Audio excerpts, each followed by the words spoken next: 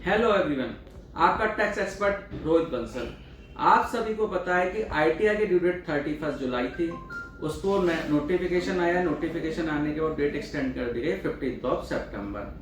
और आज फिर एक और नोटिफिकेशन आया, उसका हमें वन डे का रिलीफ दिया गया और डेट एक्सटेंड कर दी गई 16 सितंबर। लेकिन इस बार देखा गया आईटीआर में कई सारी गलतियां थी जो अभी भी सुधार की जा सकती हैं। सबसे पहले गलतियां कैसे? एफ एंड ओ का टर्नओवर। आप अगर फ्यूचर एंड ऑप्शन में ट्रेड करते हैं और आपने वो ट्रांजेक्शन शो नहीं करे हैं तो ये आपकी बहुत बड़ी गलती है, जो आपके लिए बहुत बड़ी प्रॉब्लम्स क्रिएट कर सकता है।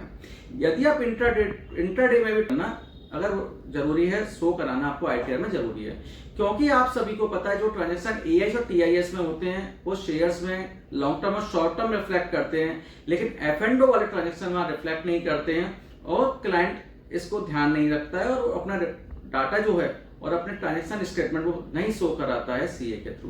तो सबसे बड़ी बात कि अगर आप खुद भी रिटर्न फाइल करते हैं, सीए से फाइल कराते हैं या एडवोकेट से, जैसा भी है, तो आपको ये ट्रांजेक्शन शो करने चाहिए। उसके बाद नेक्स्ट, अगर आपने देखा होगा कि आज की डेट में मैंने ऑब्जर्व किया कि कई सारे एसएससी ऐसे थे जिनके पास फॉरेन में होल्डिंग थी शेयर्स में, इवन उन्होंने वो होल्डिंग में वो सोल्ड भी किए गए हैं शेयर्स।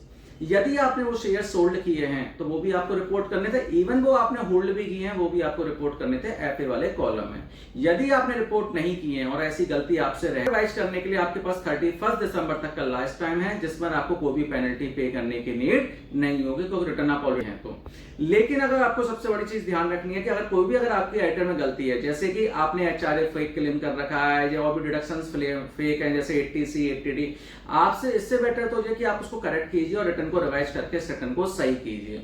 और सबसे बड़ी चीज दोस्तों, इससे ज्यादा तो ध्यान रखने वाली चीज है कि मैंने एक बार चीज देखा कि लोग ना एचआरए क्लेम करते हैं या कहते हैं एचआरए फैमिली में दिया गया, जैसे रेंट बोलते हैं फैमिली में दिया गया।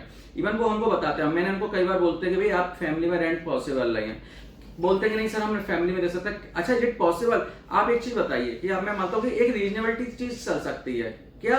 अब एक बताइए कि 70,000 का रेंट, क्या किसी प्रॉपर्टी 70,000 का रेंट है और इनकम टैक्स का नोटिस आता है और आप उसको प्रूफ करने बैठते हैं तो आपको वो लोकेशन भी दिखानी पड़ेगी, क्या वहां पर रेंट इतना 70,000 है कि नहीं, क्या जिस आप लोकेशन में आप जॉब कर रहे हैं क्या उस लोकेशन में आप रह भी रहे हैं कि नहीं। ऐसा नहीं है कि आप जॉब करें दूसरी लोकेशन में और रहे आप कहीं और दिखा रहे हैं, या वर्क फ्रॉम होम चल रहा है आप शो आप अदर प्रॉपर्टी को कर रहे हैं, या फिर आप सबसे बड़ी गलती क्या करते हैं, रेंट आप देखते हैं रीजनेबल प्रॉपर्टी का सपोज रेंट है 20,000, आप रिफ्लेक्ट कितना कर रहे हैं 70,000। जब आप बताइए कि इनकम टैक्स का नोटिस आएगा तो आप कैसे उसको प्रूफ करेंगे जब आपके पास डॉक्यूमेंटेशन से के साथ उसकी रीजनेबिलिटी भी तो आपको चेक करनी पड़ेगी कि वो रीजनेबल है कि नहीं। इनकम टैक्स इस चीज को रीजनेबिलिटी को भी तो चेक करेगा।